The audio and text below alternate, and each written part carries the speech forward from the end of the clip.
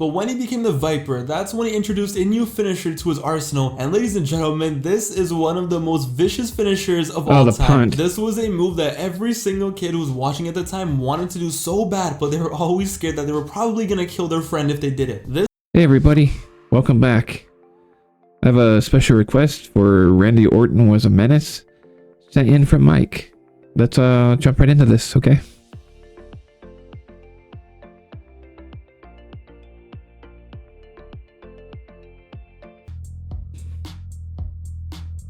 I think a lot of people, including myself, have forgotten how much of a menace to society Randy Orton was in his prime. Yo, Randy Orton in his prime in the 2000s was more than a heel. He was more than bad. He was more than just a villain. He was straight up mental. He was a psychopath. He was a savage. Randy's character was straight up insane, and it was legendary. Randy at first just started off as a regular blue chip prospect, and you would have never ever expected this kid right here would end up becoming the menace that he ended up becoming. Yo, at first he was just a young kid in Evolution doing the dirty work and helping Triple H bury the Raw roster one step at a time, but eventually he was doing some of the most insane things we've ever seen in wrestling. It all started when he was 23 years old. Randy Orton became the legend killer, and this man would just simply go around and beat up legends. These poor old men who could barely move half the time, broken hips and bones, you name it. It didn't matter. He would RKO these men. He would kick them downstairs, spit in their face, and oh my bad, it wasn't even just men. Even 80-year-old Fabulous Moolah caught it.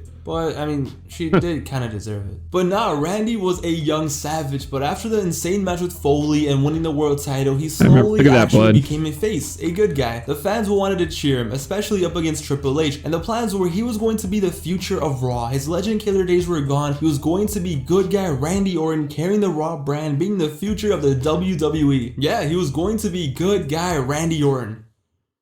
But the issue was, does this look like a good guy to you? Randy in 04 and 05 just gave off the biggest douchebag vibes you could possibly imagine. He didn't know how to act like a face. It was awkward. It was weird. So they just went all in with this villain character. We thought Randy was going crazy before. Wow, he's beating up legends. Cool. Nah, after this, it was GG. Nobody was safe. Everyone was catching it, including his girlfriend. So he had a girlfriend in early 05, the sexy Stacy Keibler. But nah, she was too much of a distraction. So what does he do? Middle of the ring, kiss and RKO. Be gone, thought. Leave me alone. I'm a man of God. Hey, Jake the Snake looked at him weird. Doesn't matter. RKO. But it was the Undertaker feud that drove him to insanity. It was this feud right here that made Randy into the monster that we all know him as. So Randy couldn't beat the yeah, that RKO comes out of nowhere and you're on the ground before you know it. Undertaker at WrestleMania, right? Boo-hoo, it's fine, Randy, it's all good. Nah, Randy doesn't go down like that. So what does Randy do in the months after that? Alright, so first, let me interfere and cost you a WWE title match, okay? Let me put a dummy that looks like you in a casket to trip you out. But you know what? That's not enough. Let me actually put you in the casket and then set it on fire. And then basically dance on your grave. Randy lost one match at WrestleMania to The Undertaker, and he made his personal vendetta to smoke on the Undertaker pack, and when he got it, that pack was loud. But oh, okay, Undertaker, you're gonna keep coming back from the dead, it's fine, no worries. What does this man do? On the Eddie Guerrero SmackDown tribute episode, they have Eddie Guerrero's lowrider out there to pay respect to Eddie. What this psychopath? He takes the Undertaker. Rest in peace, Eddie. He was definitely a legend. I would say he was a legend. So yeah, I remember them paying tribute. That was pretty cool. Places him on the back of the lowrider, and yes, Eddie had just died a few days before this. He gets in the lowrider and reverses that thing back into the SmackDown stage, causing the Undertaker and the car to blow up. And that wasn't the last time poor Eddie Guerrero was getting clapped in his grave. A few months later, after Eddie's best friend Rey Mysterio won the Royal Rumble, Rey won it for Eddie. He pulled off a miracle. What does Randy say to Rey in the middle of the ring while Rey is looking to the heavens, looking at Eddie? Eddie's down there in hell!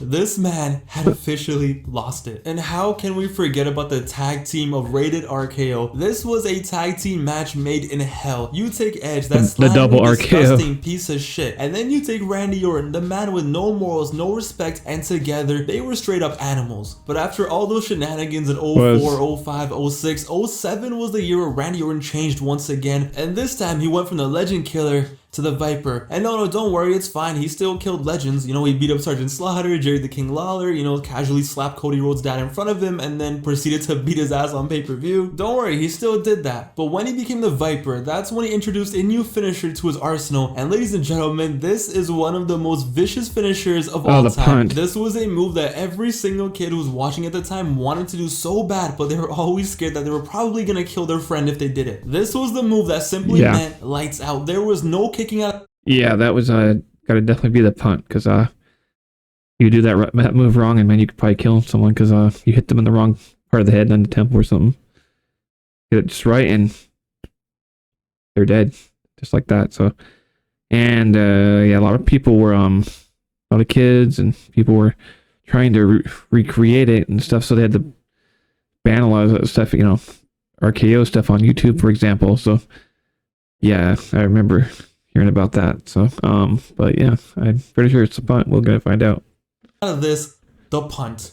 Randy Orton's punt kick was on another level. This move was actually scary, okay? When he used to hit someone with this, you thought they were dead, bro. What a move. Normal wrestlers had like normal moves, right? Like standard wrestling moves. Randy was like, nah, that's a game. I'm gonna just start kicking mother knuckers in the head. What are you gonna do about it? Once Randy started doing the punt, he started doing things that were just straight up evil. First, he was feuding with John Cena, right? This man handcuffed Cena to the ropes and then spent like 10 minutes just casually beating up John Cena's dad in the middle of the ring. This 50, 60-year-old man just casually getting his ass kicked while his son watches. And it didn't stop there. No. Did I mention that on another episode of Raw, Randy Orton just grabbed Cena's dad from the crowd, threw him over, and just boom, punted him in the head. Like, yo, Edge slapped Cena's dad and we were all like, oh my god, how could he do that? That's so disrespectful. Randy was like, yo, I'm gonna send this man to heaven. Randy got the WWE Championship in late 07 and he dominated. He had to push it up. Remember when ISIS was running that one summer? Well, Randy Orton was basically running the winter of 07 and the spring of 08. Yo, Triple H, light work. He clapped him so hard, he was bleeding so much that you think he needed a blood transfusion. A feud with Jeff Hardy? Well, when he's in the ring, let me just take his brother and hold him hostage backstage and punt him. Fam, at this point, Randy Orton basically was a terrorist. Yo, Randy had a match with John Cena at No Way Out 2008, and this annoyed me so much. So they were both in the middle of the ring. They had been wrestling for like 15 minutes. It was a solid match, and it's like, okay, they're face to face. It's about to go down. Randy is gonna get beat up. Cena's gonna take back his championship, and you're ready. You're anticipating and you're hyped.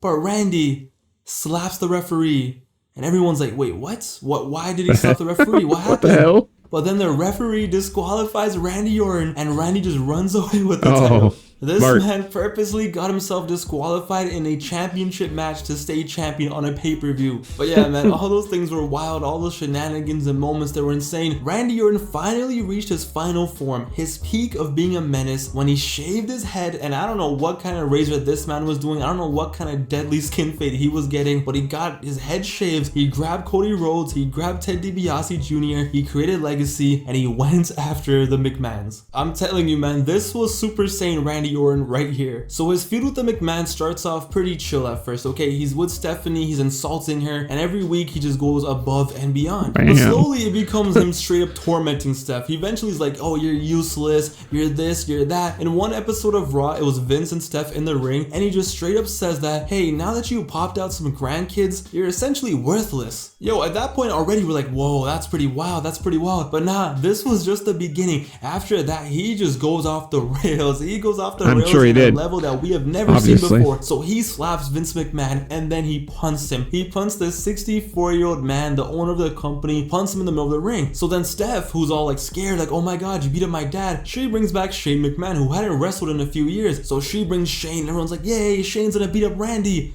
What does Randy do? Well, he beats his ass too. He leaves Shane a mess in the ring. So then Steph comes out because she's like the last hope. What happens? Boom, RKO. So this man punted the dad, then he killed the brother, and then he RKO'd the sister. Hey yo, somebody get Linda out here. So at this point, the whole family has been abused, and there's only one man I don't know left. about that. There's only one man left to save the day. The son-in-law, Triple H, comes out to save the family name, to save the family's honor. So Triple H and Stephanie McMahon's marriage for the first time is being acknowledged on TV. So now Triple H is in the picture, and ladies and gentlemen, this is it. We get the most iconic Randy Orton moments ever. So yo, Randy had destroyed the McMahon McMahon family. He had done it all. But then on one night, it was Legacy versus Triple H in a handicap match. Before they had their match at Mania, they had a handicap match. And man, Randy Orton must be one wild guy at home, because apparently this man loves handcuffs. So they take Triple H and they handcuff him to the ropes. And he says that there's only one person who can save you now, and she better hurry.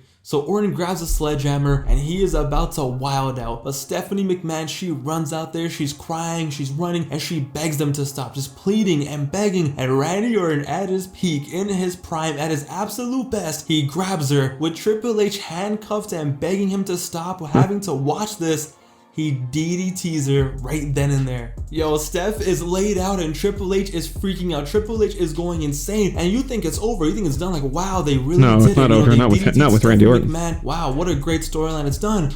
But nah, we were just beginning, because Triple H is about to cry, okay? He is tripping. They didn't call him the Viper for nothing. He strikes like that.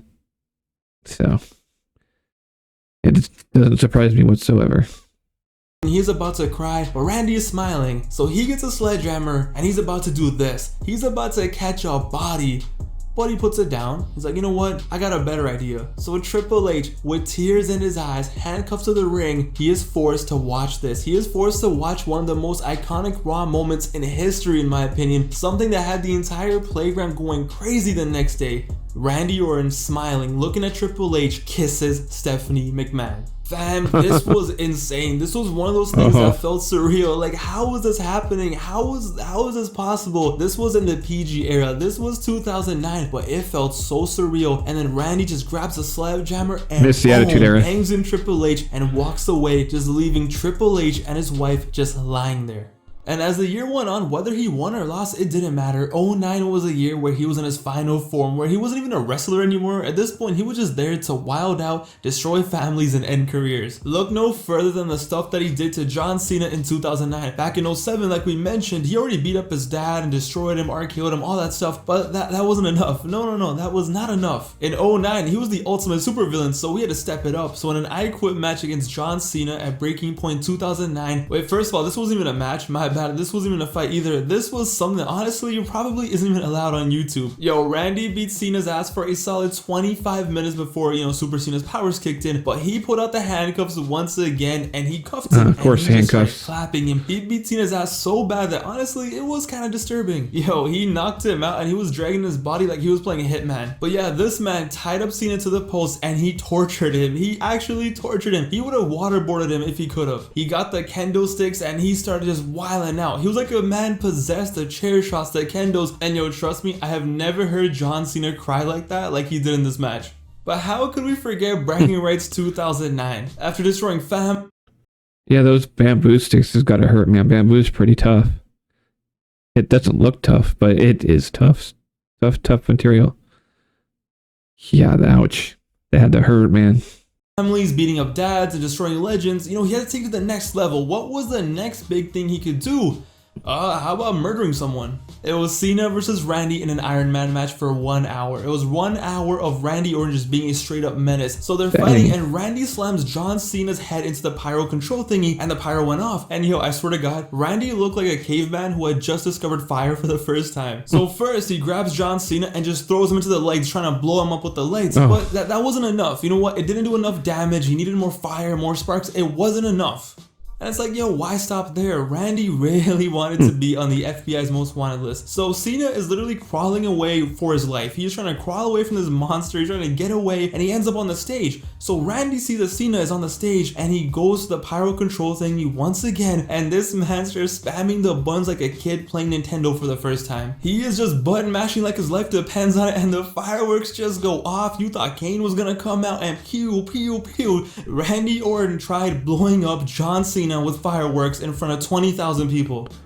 Yikes. Officer, this guy right here. Nah, man, it's crazy. Just look at him in 2002. This guy right here, look at his face. Somehow, some way, this kid who looks like the most average 2002 American Eagle model you could possibly imagine went on to become a supervillain for the ages. Ladies and gentlemen, without a doubt, I present to you a bona fide, certified menace to society, Randy Orton. Wow.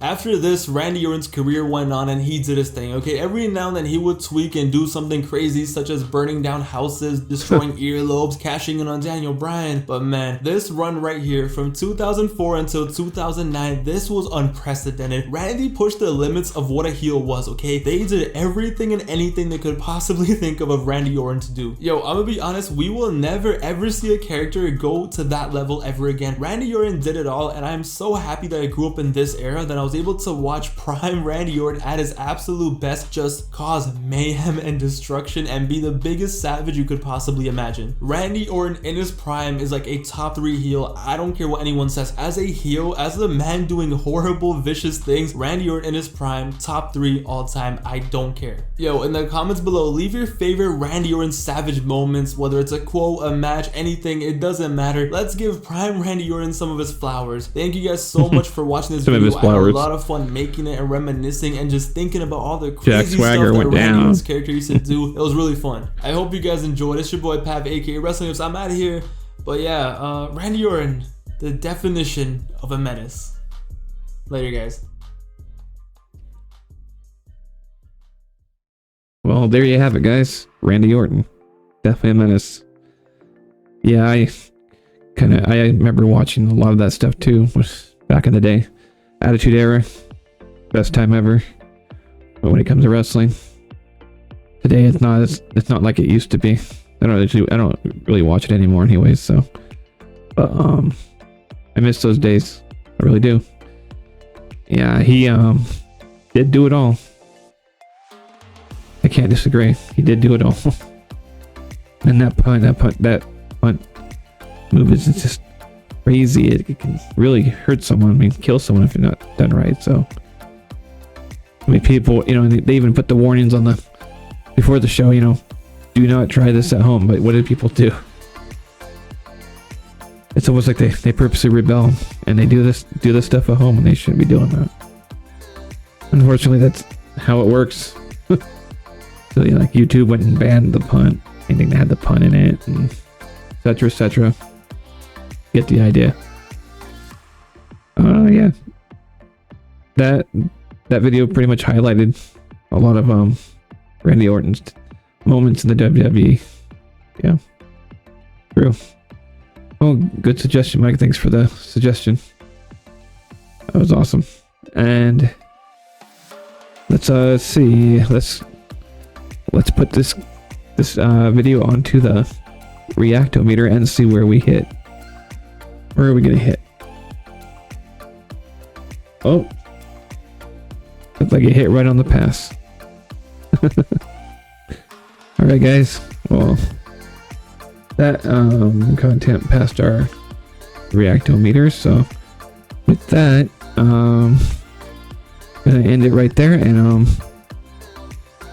if you guys liked what you saw, hit the like button. If you haven't subscribed to my channel yet, consider subscribing if you want to. Obviously, I'm not going to force anybody.